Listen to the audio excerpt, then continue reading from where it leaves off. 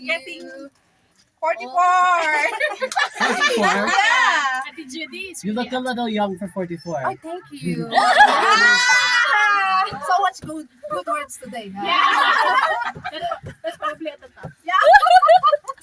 Sige po, I think Ate TJ, like, kahit ano po, talagang pastor si Ate Judy. Like, I mean, it's unquestionable. So I'm very new here in Baguio, just about last year, October. But since then, I think she went to me for about 3 times already, brought me meals and do everything necessary. You know, that's a gift. Praise the Lord.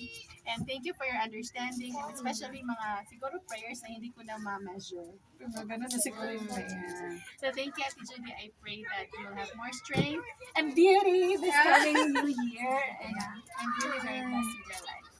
Thank you so If I had much. known, we also bought another thing.